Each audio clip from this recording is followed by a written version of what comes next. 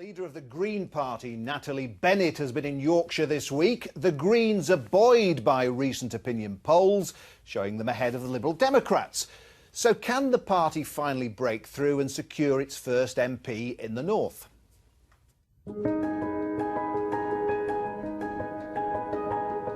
Well, as across the country, this is a very exciting time for the Green Party. We've seen the Greens surge with 53,000 new members. We're polling much higher in general election than we ever have before, significantly in many polls well above the Lib Dems. And we've got two of our national focus seats in Sheffield Central and York Central. We're working very hard on. We're now clearly in the era of multi-party politics. And if we see something like Scotland, 85% turnout, young people turning out the same kind of proportions as the over 60s do, and people really voting for what they believe in, which more and more people are saying they're going to do, then I think there's huge possibilities here. And green policies like making the minimum wage a living wage, bringing the railways back into public hands, keeping the NHS publicly owned and publicly run, and of course zero tuition fees, they're making a real impact, as I saw in Leeds just this week.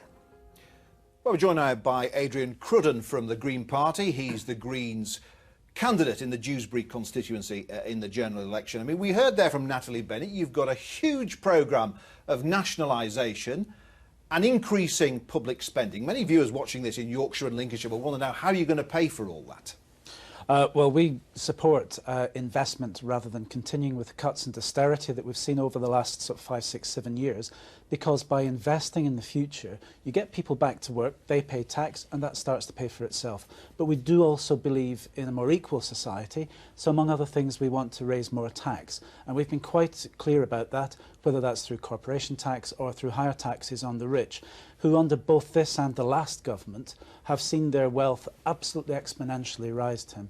So at the same time as ordinary people are being told that we've got to suffer cuts in public services and have no pay rises for the last 5, 6, 7 years, you have seen an elite accumulating ever more wealth until it's absolutely fantastic levels now. All right, so will that message, Martin Vickers, chime with a lot of ordinary voters in your constituency and others, who see the big parties as too close to the rich? What I think people in my constituency and across the country actually want is to be able to pay the minimum of taxation from themselves. They don't want the government taking a giant share, but they want good public services, and there is a balance that I think the coalition has actually achieved on that. And before you can spend money on the health service, education or any of the public services, you've got to allow businesses to create that wealth. Of course, they've got to do it legitimately and honestly and within the law. But we've seen in the last couple of weeks how the business community are horrified at the prospect of a Labour government. Businesses, Carl talks about big business and so on. What, of course, most of the people work in are small and medium-sized businesses, and that's the bedrock of the wealth in my constituency and across the country. Well, it's interesting, Carl Turner, isn't it, hearing the Greens' policies, because, I mean, many Labour MPs do seem rattled by the Greens, because they're actually fighting on very similar left-wing territory to people like you.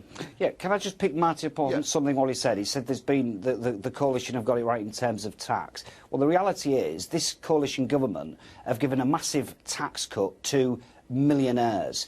That's the reality of their Tory-led tax policy, actually.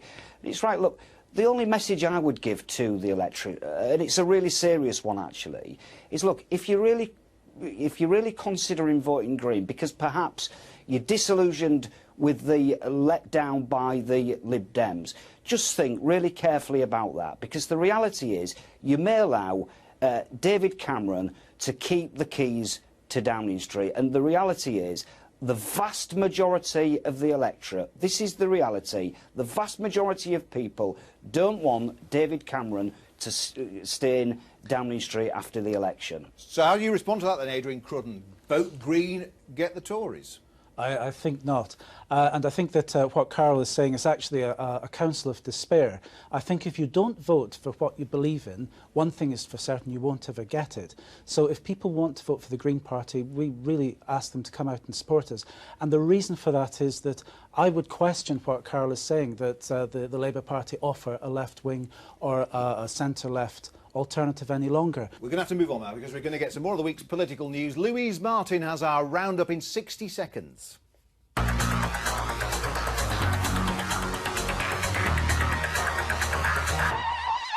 The Conservative MP for Calder Valley, Craig Whitaker, held a one-man rooftop protest after 2 schools in his constituency missed out on government funding for new buildings. I'm so mad about it. The MP hits the roof, and that's what I'm doing here today. The Chancellor, George Osborne, promised support for 180 workers who are set to lose their jobs at the Total oil refinery in North Lincolnshire.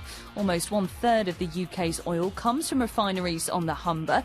The company blames a global fall in demand. We've got to help those who've lost their jobs get into work, but many, many jobs are now being created, and they would be lost, and we would have many more job losses if we didn't work through our long-term economic plan. And the Labour MP for Halifax, Linda Reardon, has announced she's stepping down at the general election due to worsening rheumatoid arthritis. There is a time to go, and I'm not fit to do the job anymore as I want to do it.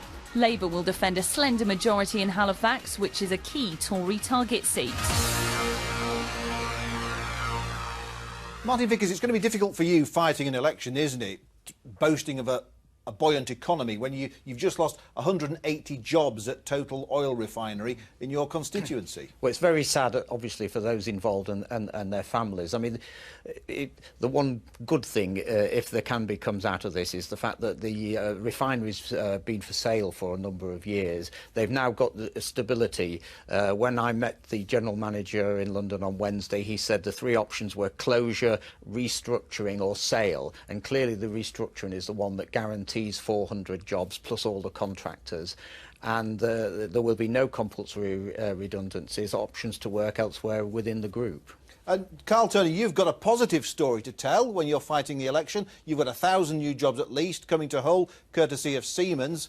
So that's good news, isn't it? Absolutely. Somebody who's been involved from the outset with Siemens. You know, I can speak with good knowledge on this. What businesses are really concerned about is the threat of exiting the European Union, which Martin's party is determined to do. They say they're going to have a referendum. I think David Cameron's now changing his mind. He's going to have it within 12 months rather than within 2 years. And businesses say to me, listen, this is a disaster. Richard Branson, I think, has now come out and said it's a disaster. So, you know, this attack from Martin a few minutes ago on businesses saying they don't want a Labour government is actually nonsense. We haven't time to get the whole EU debate right now. Very briefly, Martin, just respond to that point about the referendum. The EU has been a running sore for 40 years since we had the last referendum. It's got to be determined. The way to do it is after a renegotiation, put the terms to the people. Everyone will have a vote. Carl will have a vote. I'll have a vote. David Cameron will have a vote. Every one of our constituents will count for one. What's the terms of the negotiation, and what you're going to do if you don't get your own way? You can't say whether you'll be campaigning to stay in the EU or coming out of the EU. It's an utter nonsense. We haven't time to get into all that right now. Adrian Crudden, I mean, many good people are talk about the Greens perhaps holding the balance of power one day. Out of the 2 parties you've heard today, which impresses you most? I don't think either do, to be perfectly frank, and we have said that we would be looking for an agenda which pushes our proposals for social justice and protecting the environment.